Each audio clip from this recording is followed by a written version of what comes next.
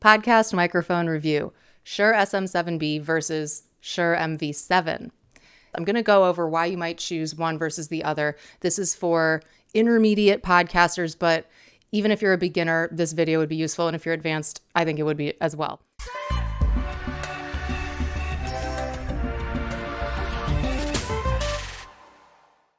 This is the gold standard. This microphone, the SM7B, is world famous. Most of the top podcasters use it or have used it. It creates incredible sound, high clarity, wonderful richness to the tone. It's a very complicated mic when you compare it to something that's really easy plug and play, USB friendly, like the MV7.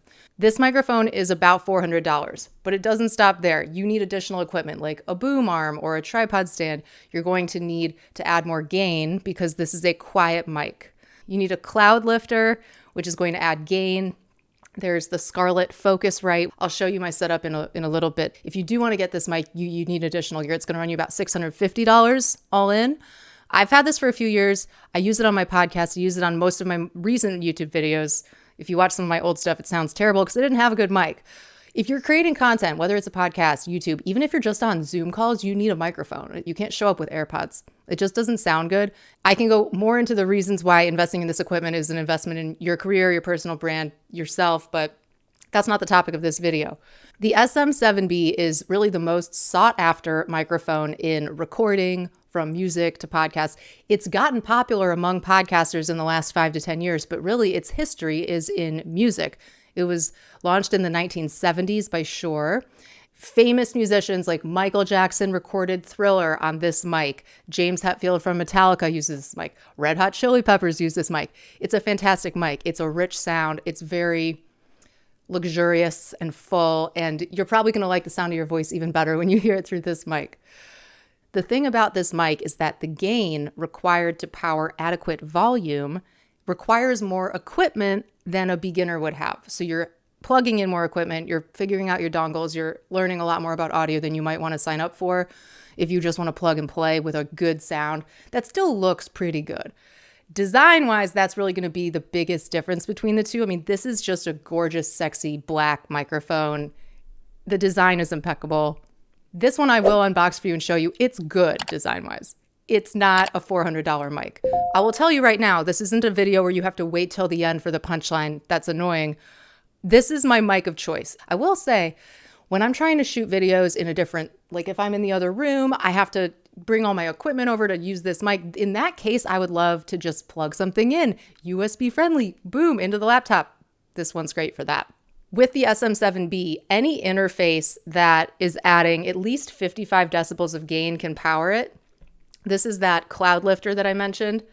I will link to all the products in the description below. I have Amazon Idealist. Just make it easy for you. You can buy whatever you need. You don't have to do a lot of research on this. I've already done it for you.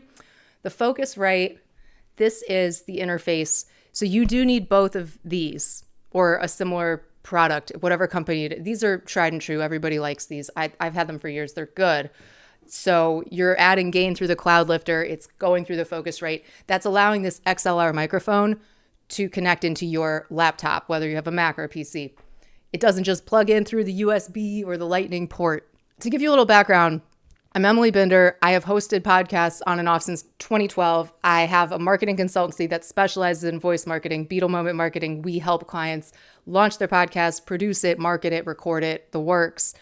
And I have a podcast called Voice Marketing with Emily Binder. It's a mini pod. You can check that out and you can hear how this sounds. I will link to that in the show notes as well. You can just go to emilybinder.com/podcast. They're under 10 minutes, usually about 5. That'll give you a sense of how I use the mic, how it sounds. Recording is a whole other situation. I'm just telling you about the microphones, but also when you actually plug this in and start recording, where do you do it? I would do it in Descript if I were you. Descript is fantastic. This is not sponsored by Descript. I just have been using it for about 6 or 8 months and I love Descript. It makes it like you can edit a video or an audio like a Word doc. It's like text interface. So I'm testing the sound here. This is the SM7B and I have my Scarlett Focusrite. You have to hit the phantom power button when you do this. You can see this little 48V, that light is red. That's because I hit the button. It's on. This dial here is for the gain. I like it at just over 50%. I'm adding a lot of gain to this quiet mic. Think of gain like volume, essentially. The problem is that sometimes when you add a lot of gain, it can get a little tinny. The issue with using these interfaces, adding gain, is that if you're not a really experienced audio editor, you're going to end up with a little bit of peak in the upper to mid range. I don't worry about it too much. I don't actually doctor my audio files. You don't need to at this point. Like Descript has the studio sound button you can just turn on. This doesn't have to be that complicated, so don't be intimidated by, oh my gosh, the Michael Jackson microphone. This is all just SM7B. I love this microphone, you guys. If you don't even want to finish this video, just get this. You won't be sorry. It's a little more expensive and you have more stuff to plug in, but once you figure that out, you just go. You definitely need a boom arm with this mic. Don't buy the mic without that. Let's unbox the MV7. I ordered this because I've got the better mic already, but I wanted to try this and I wanted it for use cases when I don't want to mess with the extra gear. Like I just want to plug and play. This one's good for travel. If you have a podcast, you need to do it from a hotel room. This is what everybody does. MV7. Okay. This is no Apple packaging, but nothing is. All right. So got the mic. It also comes in white and silver. Black is the sleekest. I would just get black if you're not sure because it's going to match any other equipment you might need. Most boom stands, boom arms come in black. Sometimes they're in silver, but black's going to be the easiest, best bet. Sometimes the weird colors are cheaper. Save 20 bucks by getting it in silver. Just get it in black. That's my opinion. So we've got instructions, informational cards. What is nice here is there's not a lot of stuff in the box. It's simple, right? So you have 2 cords. That's because the MV7 is either USB or XLR. USB is easier. It's the plug and play situation I mentioned. You don't need extra equipment. This also has an option for XLR. In fact, you could even record USB and XLR at the same time if you wanted to. So on the bottom, you have the XLR input, a micro USB input, and a headphone jack. Pretty straightforward. On the side, there's this touch interface where you can adjust the volume of the headphone, the output. I don't wear headphones. I don't do the self-listening when I'm on podcasts. I think those big black bulky headphones are distracting. You don't need them. Just wear AirPods. The output should go into the AirPods clean, especially if you're a woman. Like you don't need that covering your cool earrings, and it's not a good look. If you're a bald man, go for it. Avoid wired because wired's just, again, messy and you're going to knock it. AirPods are great. Not for the microphone, for the audio output. Oops, shoot. So I retrieved the cord that would flag. This is the micro USB to USB-C. MacBook friendly, USB-C. Finally, it's not a USB-A. Wonderful. If you have a dongle, you don't need the USB-C, but I love a good direct connect. Then the other cord here is the micro USB to the USB-A. So this is your classic USB connection. You can use both. It's lovely that they put both in the box because, you know, the bane of a MacBook owner's existence is always like, which USB is it going to be? Do I have to get another port in my dongle?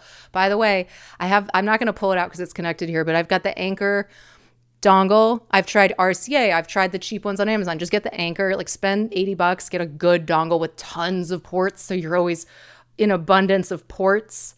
Connect everything. It's the best. So the base here, this is a standard connection. It will go onto any standard boom arm or tripod mic stand. The micro USB to the USB-C connection into my laptop. I have a MacBook Pro.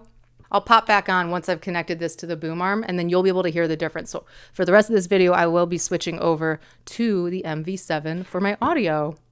In case you want to watch me disconnect the boom arm, I'm going to film this extra footage. I love this microphone, but I'm excited to see how the MV7 compares. This is connected.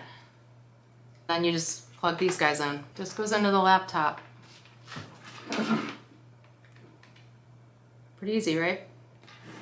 I plugged in the MV7, so it's the micro USB in the bottom of the microphone directly in my MacBook Pro. And I'm recording the audio into Descript. Can you guys tell the difference between Michael Jackson's mic and this mic? It's pretty good, right?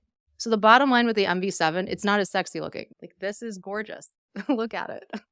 But this is a over $400 situation. It's really like $650 once you buy all the gear you need. And this one sounds just about the same. It's not quite as rich. I'll show you now. The SM7B, you can already hear the difference. and it's just a richer sound. The MV7 has the SharePlus Motive software. It's free to download if you want to be able to control some of the settings. It's really basic settings. If you're an advanced audio person, you're not going to be able to do most of the things you want to with it. You can't see the frequencies.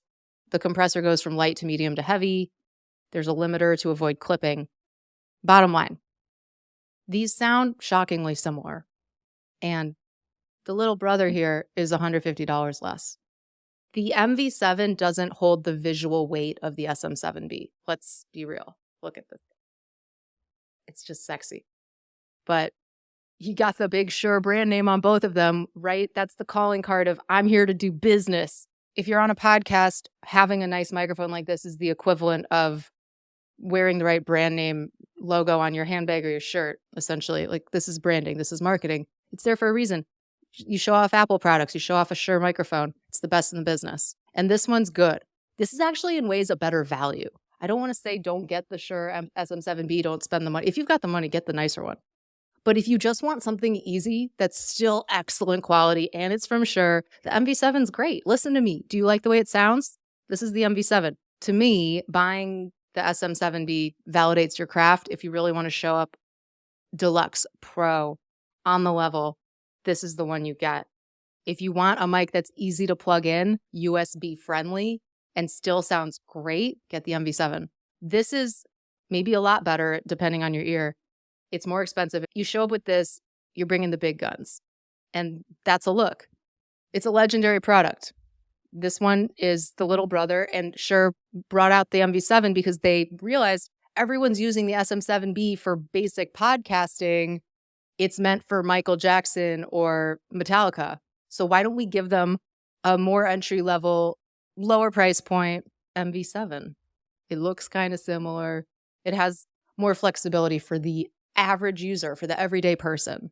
The SM7B isn't really for the everyday person. It's kind of a pain in the ass, but it's awesome. So my end verdict for you is you want the gold standard, you get the SM7B. If you just want to get a really good podcast mic, the one that like Bethany Frankel, tons of podcasters are using, it's this. This one travels better. It plugs in with a single cord and it sounds good and it looks pretty good. Design-wise, it's not as sexy as the SM7B. If you want some help with your podcast, whether it's which equipment should I buy? How do I set this up? Can you help me plug it in? Or how do I produce it? Can you be the producer on Riverside? How do I market this thing? How do I actually grow an audience? That's what we do, Beetle Moment Marketing. BeetleMoment.com. My consultancy specializes in voice marketing. You can see from people who, I've done so many podcasts and flash briefings and mini pods, Wealth Voice Skills, all of it's voice. This is the best way to connect with your audience. It's the sound of your voice. It goes back to the campfire, storytelling. The basis for human connection has always been through the voice long before we had screens. So this is still the fastest way to connect on an emotional level. If you're selling something, if you're marketing a business, if you're telling stories, if you're not selling anything, but you want to connect with people, the voice is the way to go. So if you guys have any questions, leave a comment. I do my best to respond to every comment. And I will link to some of my other podcast, video equipment, setup, tutorials, reviews, all that good stuff. Amazon Idea List, link to every product mentioned in this video, link in description. Easy. My name is Emily Binder. If you want to hear my podcast, go to emilybinder.com/podcast. It's called Voice Marketing with Emily Binder. It's under 5 to 10 minutes every week or so. Thanks for watching, guys. I'll talk to you next time.